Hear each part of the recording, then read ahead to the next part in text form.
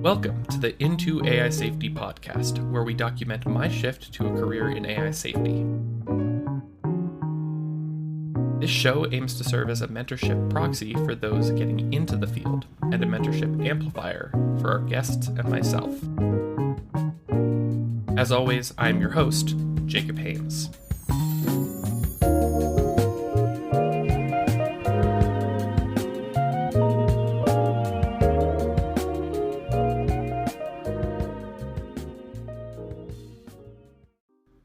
During the podcast, you may hear this sound, which denotes that I have included at least one link related to the content that preceded the sound. The purpose of this is to allow for citations and providing resources without breaking the flow of conversations. As per usual, items mentioned during asides will have links in the show notes as well. This week, I am interviewing Dr. Darryl Wright, who is an independent researcher focused on mechanistic interpretability. I met Darryl through a connection that I made during a speed networking session hosted by Blue Dot Impact for their AI governance course. Now, we are collaborating on the research that we will discuss later in this episode. Before we begin, I wanted to throw out a disclaimer that after this episode was recorded, Darryl and I discovered a mistake in some of our reasoning. I won't go into the details now, but I will jump back in at the end to clarify what the confusion was. If you feel like it, see if you can identify our mistake before then. Lastly, this episode does get a little bit more technical than my other episodes, but I think that it shouldn't be too confusing even for someone who has less experience with machine learning. Darryl Wright, he, him. Okay, so what's your background and how has that led you to AI safety and being involved in AI safety? So I guess my undergrad was physics, and then I did a PhD in astrophysics, where we had a telescope in Hawaii that was scanning the sky every night, looking for exploding stars. And my job as the new grad student was to review the 20,000 images of potential new supernovae every night and try and weed out the 20 real detections. So the telescope we were using had a new prototype camera, and the camera produced lots of imaging artifacts. And so we had so many false positives that it was kind of hindering us achieving our science goals. So after about a month of this manual reviewing, I thought there had to be a better way to do this. And I went searching on Google and found out about this thing called machine learning. And at the time, Andrew Ng's lectures from Stanford were on YouTube. But shortly after, he launched the first Coursera machine learning course. And so I took that.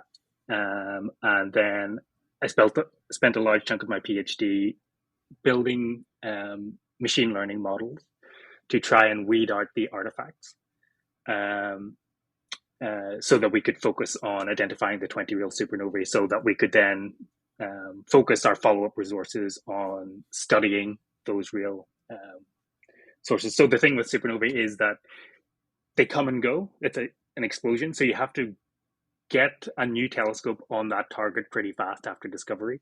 And so speed is a real thing that you need to prioritize. And the manual reviewing process was preventing us from getting on targets fast. Right. What did you say, 20,000 a night? Yeah, at the worst point. Yeah. And that's crazy. Yeah. It was taking me the backlog was building up because I couldn't get through them in time. And yeah, so I eventually built machine learning models, and we did that down to a few hundred targets to review every night, with a low missed detection rate. So we were pretty confident we weren't going to throw away any high priority targets. So after that, I got offered the opportunity to work with a citizen science crowdsourcing platform called Zooniverse, where Zooniverse has a platform where researchers can upload their data, then fill out a series of forms, web forms, and spin up a user interface where they can ask volunteers, so citizen scientists, to come online and help them annotate their data. So the first project that they ran, or that the organization kind of spun out of, was Galaxy Zoo, where researchers who wanted to study galaxy evolution, they needed to know the morphology of the galaxies in the images so that they could do that. So they built a website, put the data online, and asked volunteers to annotate that data. And it was super successful. And Zooniverse kind of spun out of that. So by the time I joined, there were projects where ecologists were uploading camera trap data to ask what species their camera traps had detected. And the transcription of historical documents, lots of different types of projects.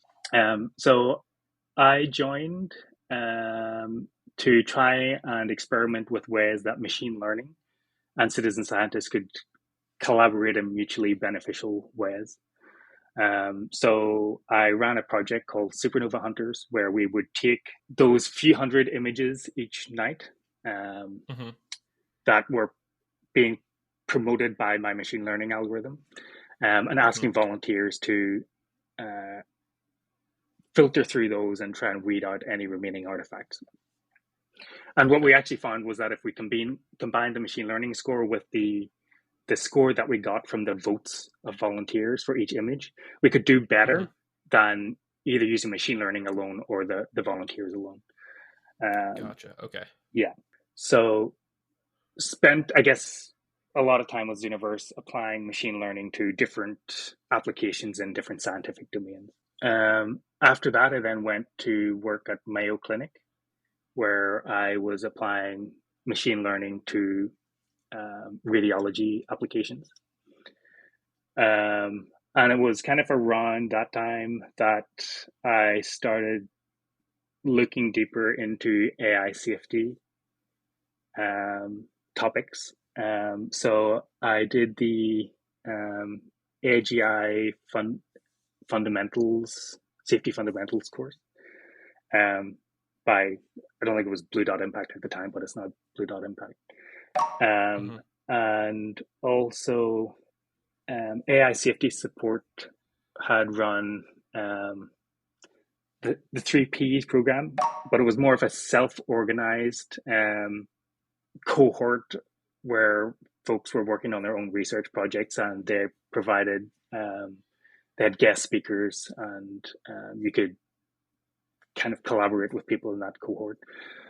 So through the AGI Safety Fundamentals course, I'd kind of had this idea for penalizing neural networks for learning polysemantic neurons. And then it was through the P3 program that I started to work on that. And I guess that's kind of my first entry into AI safety work. Gotcha. Okay, awesome. Yeah, I didn't know you had so much experience like with the application of machine learning in various different domains. I have a friend who is working on a problem very similar to the radiology problem, but with fossils. Oh, nice. And he's basically bringing machine learning to that area of archaeology, which is really interesting. So yeah, that kind of thing is really cool to me. So now we're on to the penalizing polysemantic neurons. I guess if you remember, how did you think like of the research idea, the research question? What was the process for like, okay, this is something that I think is valuable to pursue? Yeah. So I think just interpretability arguments. So through, I guess, machine learning applications, and especially in radiology, understanding why your neural network is giving you a certain prediction, I think sounds valuable. And then from the AI safety point of view as well. So that was kind of, I think, just interpretability arguments is why I chose to work on it. That's, I guess, perhaps not quite true. I guess if I had an idea to work on another area of AI safety, then I probably would have done that as well. It was just through reading the circuits paper that it seemed that you should be able to penalize neural networks for learning polysemantic neurons. Um, Mm-hmm. and the idea that I had was based on penalizing activations for firing for different concepts. So, I believe that the circuits paper that Darryl is referring to is Zoom In, an introduction to circuits, published by Chris Olah et al. In 2020. If you haven't read it, I would highly recommend checking it out, but I will try to provide the punchline for you right now using the same illustrative machine learning task that they use, image classification. Similarly to how we may approach a complex task, the classifier will also break the problem down. If the end goal is to determine whether an image is either of an orange or a banana, the network will first determine high-level features like overall shape. To understand that more complex feature, it identifies components, like the location and radius of many curves within the image, and then brings those together to understand the shapes within the image. A circuit is the collection of neurons and their connections that identifies a specific feature of the input. So now you've decided, you've had this idea, something that I want to understand a little bit more as a person who doesn't have extensive experience in like independent research. What was your next step? So my next step was to try and implement a simple version of what I had imagined. So, Okay. so that was with MNIST, and just a simple, fully connected network, training it to classify the different classes, and then penalizing neurons for activating for different classes. Gotcha. Which, Okay. yeah, we can get into later, but I think is a mistake. Gotcha. Okay. So what happened, I guess, or like what caused you to think, okay, maybe this approach is not the direction that I want to be going? What made you go back to the drawing board, so to speak? Yeah. So I played around with those experiments. Then I had read a paper. I wish I could remember the name of the paper now. Sorry. It's Clusterability in Neural Networks. So they had run experiments with fully connected networks on classification tasks and then looked at clustering the connections within those networks and looking for clusters of neurons that fire together and seeing whether those are coherent with input classes. So if they're only firing for classes. So so that seemed like a useful piece of analysis that I could apply to the polysemantic neuron experiment. At the time when I was trying this out, I wasn't quite sure how to measure polysemanticity. So I was looking for ways to do that. And it seemed that clusterability would be some indication that the networks were kind of on the right track.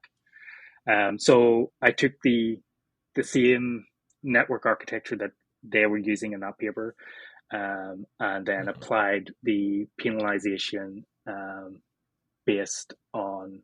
So the penalization term was for every batch that's input, take every choose to pair in that batch. If the classes, so then look at the activations for each of those choose to pairs. If the classes are the same, then don't do anything. If they're different, then penalize it for the neurons that activate for both classes, for both inputs. Gotcha. Okay. When Darryl says penalization term, he is referring to an additional term that will be incorporated into the loss function used during training of our model. This loss function is at the core of machine learning. In the most general case, the value calculated by the loss function, or the loss, for each step of the training represents how poorly the model has performed during that step. Then, over the course of many steps, the model can be optimized to perform well on this loss function. Our thought is that by including a measure for polysemanticity in the loss function, which we call the penalization term, we can encourage monosemanticity of the final model. And so doing that, what the measure that I was using along with the clusterability was whether how often neurons fired for different classes. And so penalizing that way meant that neurons tended to fire for fewer classes than they did with the baseline standard training of those networks. Right. But they weren't monosemantic in the sense that often they would still fire from multiple classes, just fewer classes. Right. The features would be highly correlated with 2 or 3 classes, and they would be not responsive to the other classes. Yeah. As opposed to typically they fired for nearly all classes. Everything fire for all of them. Yeah. To varying degrees. Yeah. So after that, I started looking at other kind of typical machine learning vision data sets to see if it held beyond MNIST. And I had similar results for like CFAR 10. The step I took after that, so I went to then EAG San Francisco in 2022, I think it was. And I was trying to get kind of feedback on the project.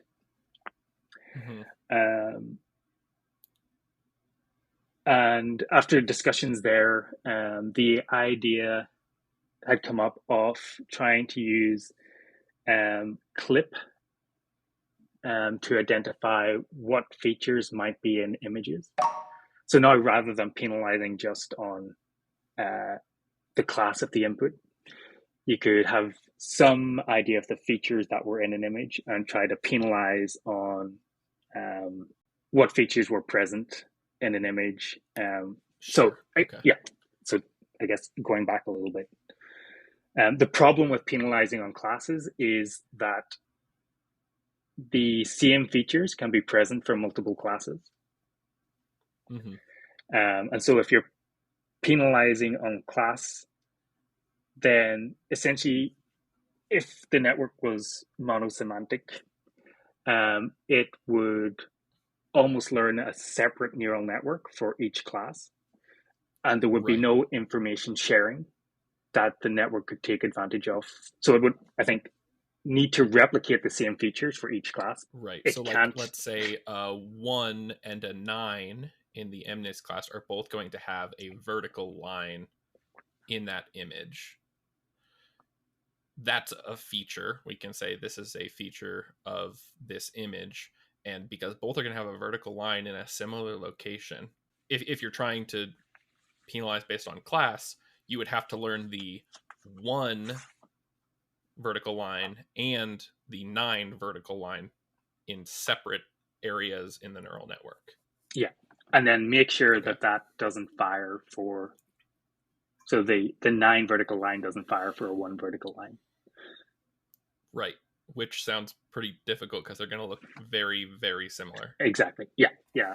That was a mistake on my part, not fully understanding the problem. I guess running too fast with my early implementation rather than taking a step back and thinking about what it was I was actually doing. Okay. And so that kind of led to the CLIP idea. I guess I was still working at the time, so this was kind of an evening whenever I could get free time to throw an experiment together and try it. But I got awarded a long-term future fund grant to look at this project and also some other projects. And I guess I left the project for a while while I was trying to figure out how to to do my day job and try and wrap projects up there, and also figure out how to make the transition into independent research, and how I could make that work. So up to this point, you had been working a full-time job and also doing this research. Is that correct? Yes. Yeah. Gotcha. Okay. So it was kind of thrown together in the evenings, trying to piece things together. So then in February this year, I transitioned to working as an independent researcher. And in that time between where I had kind of left the project for a while and starting the grant, the paper Engineering Monosemanticity and Toy Models was published. And so that perhaps seemed like a good place to take a step back and work on toy models. So simpler than trying to do the clip thing with the vision model to make sure that I had a better sense before embarking on those larger experiments. And seeing whether penalizing the networks would result in a similar network to engineering monosemanticity in those networks. And yeah, so I think I was running experiments there. I had an approach for penalizing monosemanticity that I thought was measuring monosemanticity. Right. But and then I think that's where you joined the project, where I was pretty excited about next steps. And then I think a week after, I realized that my monosemanticity metric was incorrect. Right. So then we met up and you were like, okay, I think this isn't going in the right direction. I think this isn't what we're actually wanting to measure. And we brainstormed about like, okay, how do we actually get what we're wanting to measure then? Yeah. And that took us to the paper, Engineering Monosemanticity and Toy Models. And on a closer read, it seems like the metrics they're using aren't necessarily comprehensive. Is that, am I remembering this correctly? Yeah. So the monosemanticity metric in the paper, and I think they say it's,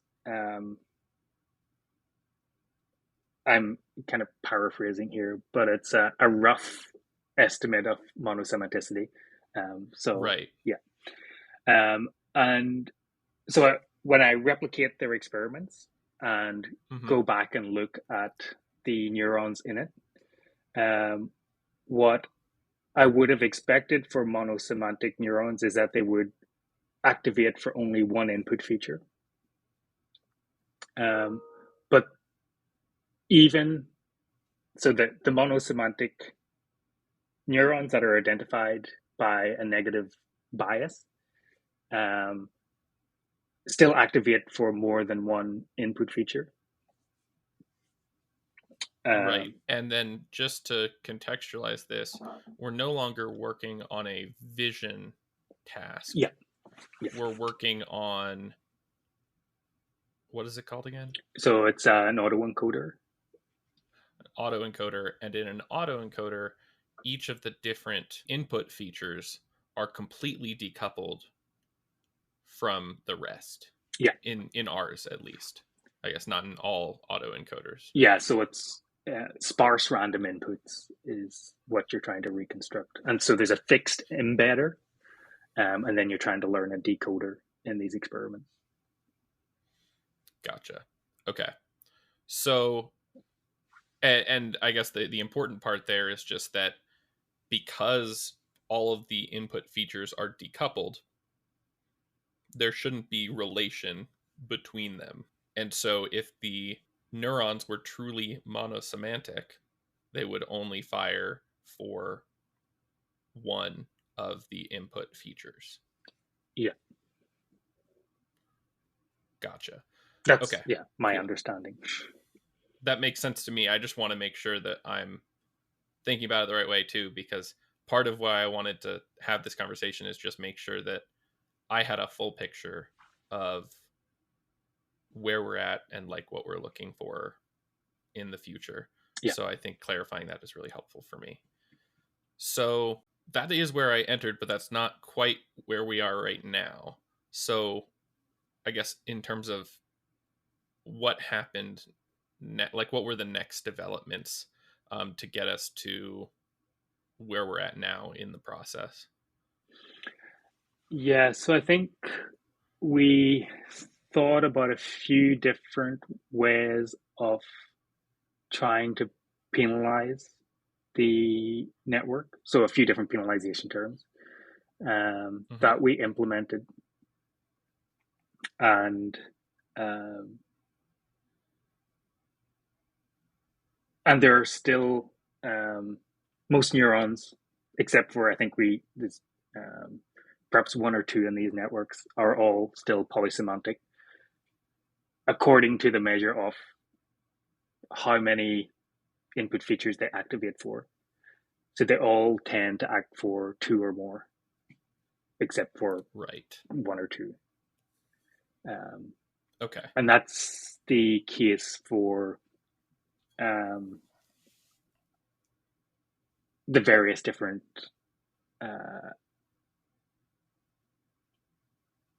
penalization terms that we tried. Right. So then that sort of leads us to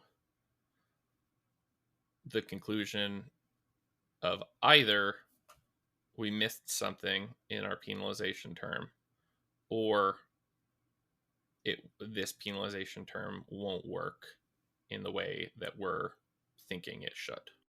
Alright, so like I said at the beginning, this next part may get a little confusing regardless of your background. I have included a diagram that we are using for our research on the page for this episode on the Into AI Safety podcast website, which is at into-ai-safety.github.io. Now let's get back to the interview. Yeah, it seems that with the different penalization terms that we've tried, we miss something, and that's where the network then, I want to say hides, but that's where the polysemanticity shows up, depending on the input that you're using. So the way that I had originally penalized the networks was using single feature inputs of unit amplitude, and then penalizing neurons that fired for more than one of those inputs. But that fails to capture the case where the input amplitude is less than one and the network activates for more than one input. And so then we started thinking about, okay, well, what are the actual in domain, like highly likely inputs that we are going to be giving this neural network? And when you look at that, so we have 64 different input features, correct? So 512 inputs that are embedded down to 64 by the fixed encoder. Right. Okay. So then the neural network is receiving... Wait a second. Maybe that was an error that I was thinking about wrong the whole time. So we have 512 inputs, and they are sparse values between -1 and 1. And then we have a fixed embedder, and that takes the 512 and brings it down to 64. Then those 64 are used as the input to our neural network. Yeah. The neural network goes into a hidden layer, which has 1024 neurons. Yeah. And then it goes back down to 512 in the output, with the idea being that if our autoencoding network learned the fixed embedder perfectly, the 512 output would perfectly match the initial 512 that were there before the fixed embedder. Yeah. Okay.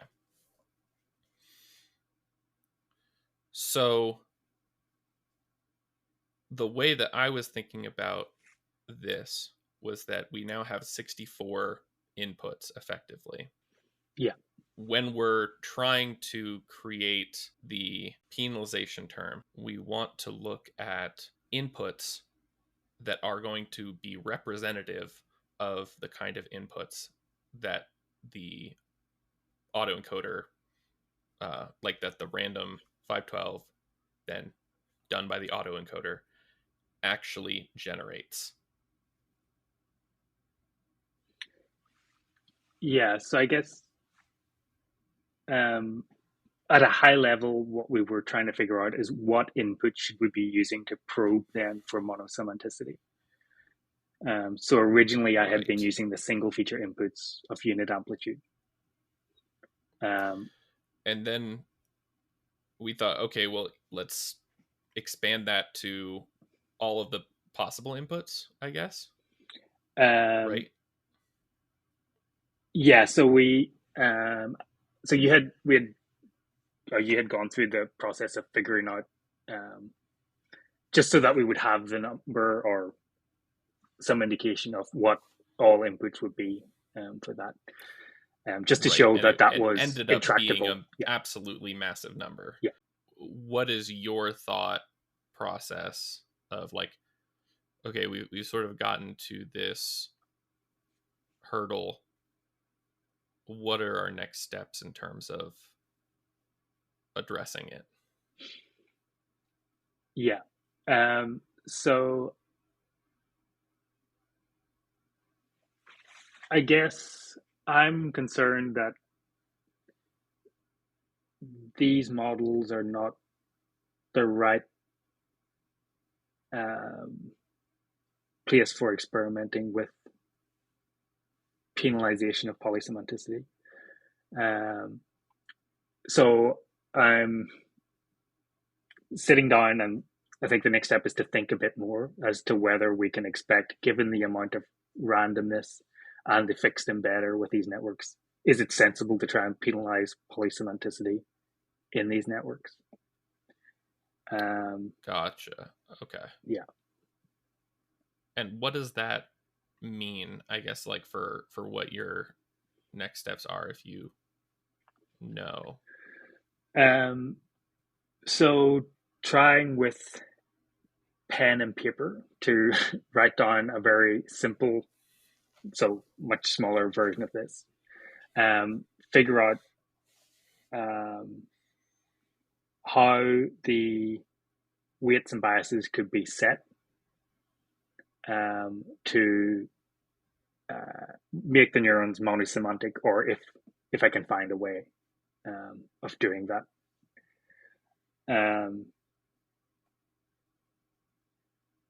Okay. So yeah, basically trying to find a simple proof that it makes sense to continue with like these that experiments. It's even possible. Yeah. Right. Yeah. Okay. Yeah. Okay. And yeah, I guess when I think about it at a high level, it still seems possible. Um, so I guess the next step is just trying to prove that it is. So that's a good question then to ask is like, okay, how are we going to do this? Because the first step in that process is going to be creating a smaller scale version of the problem. how do how would you go about designing that, or like, yeah, what are your thoughts on what that problem's going to be, and why do you think that size or those choices? Um, so I guess, yeah, I'm still trying to figure out what the best approach is to this. So uh, I'm not a mathematician and I don't have much experience writing proofs. So yeah, and perhaps trying to find a mathematician friend to help. Um, but I think, yeah, and But I guess I have this nagging feeling that there's something blatantly obvious about this that I'm completely missing. Um, a bit like missing that penalizing on class is completely wrong. Um, gotcha. yeah. Okay. So yeah, I think taking a step back at this point from churning experiments, I think that's kind of the path that I went down for far too long. Working by myself was um, I had a pipeline for running and analyzing these, and I just kept pressing the go button and running experiments, noticing that something wasn't quite right, trying to patch it. Right. Okay. And so I think to us for from what I understand and like my perspective is a little bit of that or some of that is like really valuable, but then after a certain point of maybe like, yeah, hitting a hurdle or hitting some difficulty, it's worthwhile to go back and say, wait a second, this like the framework that I'm working on, and some of the assumptions that I'm making, are these actually okay assumptions Yeah. and like okay formulation of the problem. um and I think that's, I don't know, it's hard for me, at least. It's difficult for you to like, I get to step back and do that when you like you've been working on the experiments and you feel like you're close. Yeah. Yeah. I think it's difficult. And I think especially working by myself, I think so something I should have perhaps done. And it's been great having you there as a kind of sounding board for ideas. And um, whereas previously I didn't have a feedback loop for checking in that the assumptions or even just talking through what I was doing um, Uh-huh. tends to surface those flawed assumptions that you're making. Um, and yeah, Yeah, absolutely. yeah. Um, so yeah, Okay. yeah. Without that, it's hard to know when to stop hitting the go button on your experiments. I think. Right. I think Okay. yeah, there's some value in that setting up the analysis code and things like that. You're kind of testing that code as well at the same time. But yeah, Right. So let's say that you were to like restart this project without the knowledge that you've learned. What are some things that you would do differently beyond just like, stop exploring penalizing by class earlier? Because I think that makes sense, but is less interesting because like you didn't know. So, so if I was to start over, what would I do differently for this? yeah. So I think I would have tried to find a collaborator sooner to work on the Mm-hmm. project. I think I would have spent more time upskilling generally in mechanistic interpretability. And Okay. I think a lot of the resources for that have come out since I first conceived Yeah. this project. I And think so, that's definitely true. so pausing this and focusing more on general upskilling would have helped a lot, um, and might be worth doing at this point, because there are that nagging feeling that I'm missing something obvious here. Gotcha. I think Okay. um,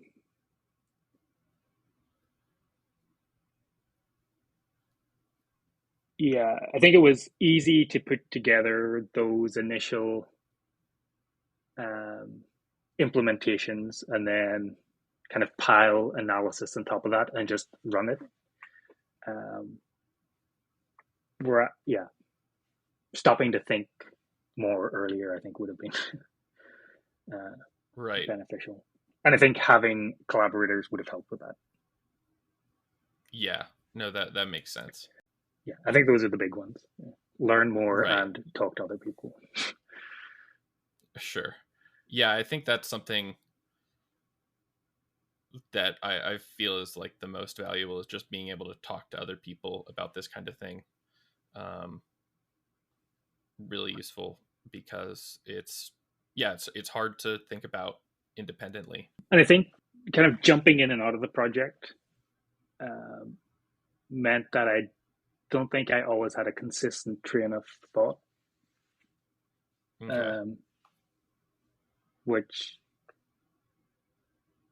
if I had have been working on it more consistently, maybe some of those flawed assumptions, would have been more obvious. I'm not sure about Gotcha. that. Yeah. Yeah, it's hard to know, but like seems I guess slightly reasonable at least. After our discussion, Darryl spent a little bit more time with the architecture that we had been working with, and we came to the conclusion that, in fact, the original penalization term Darryl used was correct. We had been using the standard autoencoder interpretation as a heuristic when thinking about our architecture, but this actually doesn't work. Our fixed embedder causes interference between input features in the embedded space, meaning that there are multiple configurations of the initial 512 input features that can result in the same embedded output. As a result, it is impossible for a monosemantic neuron to activate if and only if a specific input feature is present. Now, I could see many people not wanting to have an episode like this published once they had realized that they had made a mistake like this. Personally, however, I think that this is a great opportunity. It showcases that neither I nor a more experienced researcher is infallible. And it also documents part of the process that we used to identify that we had a flaw in our reasoning. My thought is that that makes this episode a valuable learning resource, especially for those of you that are new to research. This serves as an example that it's important to verify our assumptions and understandings thoroughly before expending an inordinate amount of effort pushing on a door that opens towards us. Sometimes we will get it wrong, but acknowledging and learning from those points of confusion is the key to becoming an excellent researcher. Well, that's it for this interview. Now, Darryl and I are planning on writing a more formal paper describing our process and findings, which I will absolutely share with you all once it has been finished. In the interim, I can only assume that you are waiting with bated breath for our paper to drop, although I'm sure that will be taking up most of your attention. Try to put that aside for just a minute or two and spread the word about this podcast.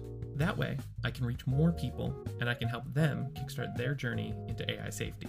Before I sign off, I wanted to give a quick shout out to Chase Procopia, who wrote all of the music that is used in this podcast, and does all of our audio editing. There is no way that I would be able to get this much content out to you guys without his help. Alright, well, see you next time.